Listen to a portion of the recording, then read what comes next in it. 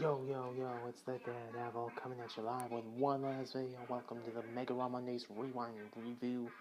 Good lord, what a horrific night. We kicked off the night with a brutal 6-woman tag team match. Well, 4-woman tag team match. Yeah, 2-on-2 with 2 managers. Basically, 6 women were out there. Sasha Banks and Bayley teaming up to take on the team of Emma Rose. I don't know if she goes by Emma. Mandy Rose. Just call her Mandy Rose. And Sonya Deville. What happened? Surprisingly enough, Sasha and Bayley came out with the win. Sasha locked in that bang statement and Mandy had nowhere to go. Tap, tap, tap. Then we had ourselves pretty awesome action as the night went on. We had ourselves a Matt Hardy versus Kurt Hawkins. I didn't record that match because I knew the outcome and I knew the match wouldn't have been long, which it wasn't. But maybe I should have because of the segment after it.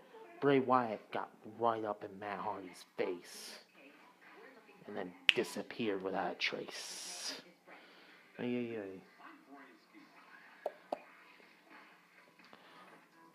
From there, we had everything from Titus Worldwide,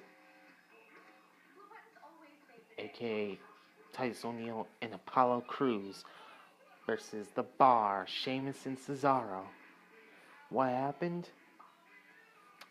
Titus O'Neil and Apollo came away with the win. A lot of my guys came away with the win tonight.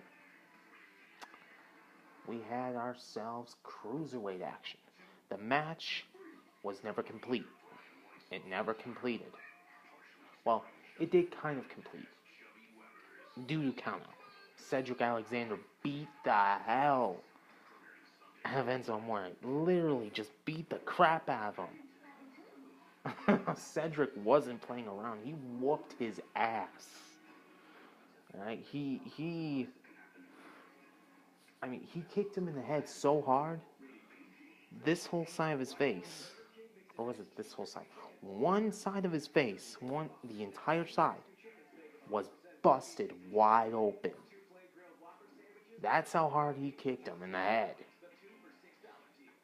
Cedric wasn't playing around tonight. He whooped his sorry little ass. I guess Cedric's not playing around no more. I guess he's not taking it easy. Not holding back.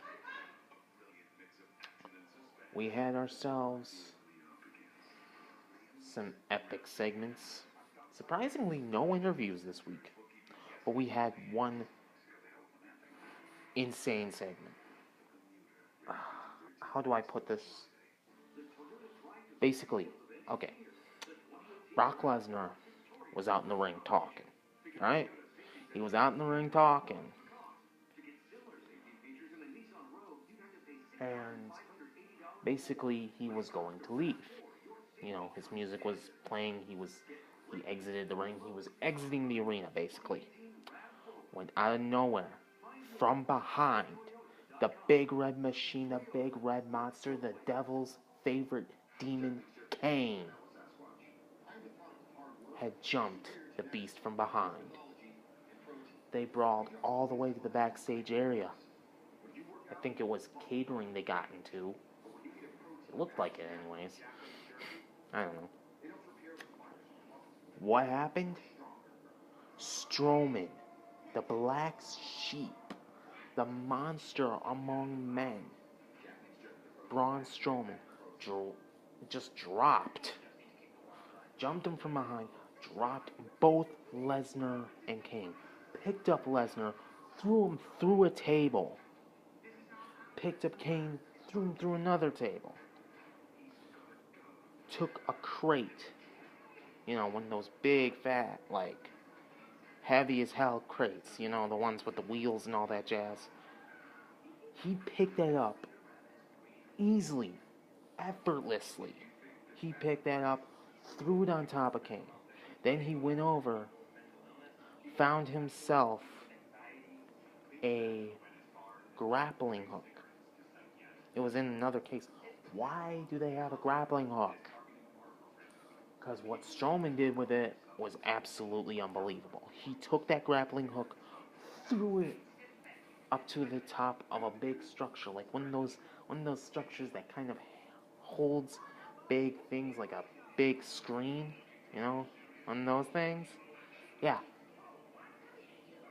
And he pulled that entire thing down on top of Lesnar and Kane. They were hurt so bad.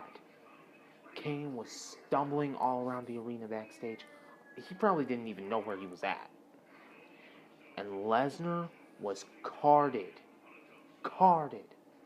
out of the arena by ambulance. You heard me right. Carted Brock Lesnar, the Beast incarnate, carted on a stretcher out of the arena by ambulance. This guy beat Undertaker in Hell in a Cell. This guy beat Goldberg for the Universal title. And he gets taken out easily by Strowman. Bad enough that he has to leave by ambulance. Wow. That's messed up. We had ourselves Miz TV, which was absolutely stupid as hell. I'm glad that, because during that time, this fan right here, this big old fan right here, that puppy was going the whole time. And thank God I could not hear it. Why? Because Elias opened it with playing, and he was making fun of Elvis Presley. He was making fun of the King of Rock and Roll in Memphis, Tennessee. Are you kidding me? Don't worry, I'll get him back for it. I got a plan. And then Miz, Axel, and Bo Dallas came out. And I kid you not, Dallas and Axel, I swear to God, they need to get minds of their own. They would give Miz the clothes off their backs if they could. Even Miz was looking at him like, what the hell are you doing?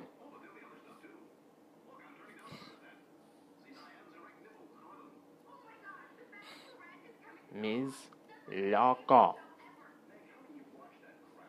Ran his mouth like he was a big shot. He's gonna get his ass whooped. I know that for a fact. Because what he did later that night was, hell. Anyways, then we get into the main event of the evening. A brutal as hell 6-man tag team match. Balor Club, Finn Balor, Luke Gallows, and Carl Anderson to challenge Roman Reigns, Seth Rollins, 2/3 of the Shield, and Jason Jordan.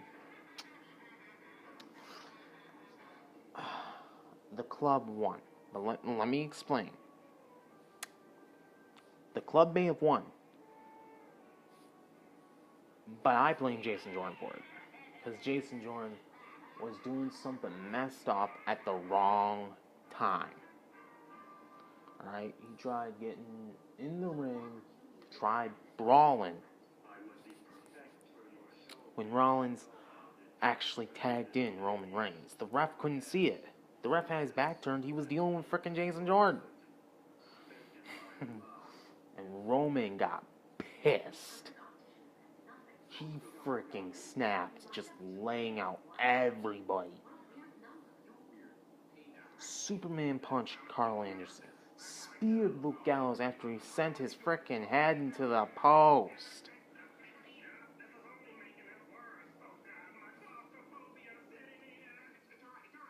And then he just straight out went at it after anything that moved. And he basically looked at Jason Jordan and asked him flat out, what the hell was he doing? I was thinking the same thing. What the hell are you doing, dude? You cost your team the match, Jason. Come on, man. This is what Rollins is trying to get through to you, dude. You gotta take a step back and chill, man. Because it eventually ended with Jordan trying to help out Rollins. Because Rollins was down. Rollins out of nowhere pushes Jason Jordan out of the way, apparently. I thought Jason Jordan ducked out of the way. Sorry. Hey, I worked all day. I'm tired. Balor hits a drop kick into the corner. Rollins doesn't move. Gets hit with the coup de grace. 1, 2, 3. I mean, I'm not mad at the club for getting the win. I'm just mad at Jason Jordan because he cost his team. And they were so distracted with frickin' Jason Jordan. So distracted with him. Miz and the Miz Taraj were actually able to jump all three of them from behind. And that's how Raw ended. With Miz hitting the skull-crushing finale on Roman Reigns. I'll tell you what. Next week, he ain't gonna be so lucky. He ain't gonna be so lucky.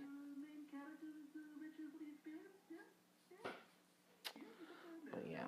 Anyways, overall, an awesome show. A brutal show. But an awesome show. I'm wondering how SmackDown's gonna try to follow up. I doubt it. I doubt they're gonna be able to follow up, actually, because, good lord, they just don't have the hunger. They don't have the appetite. They don't have the brutality that Raw has.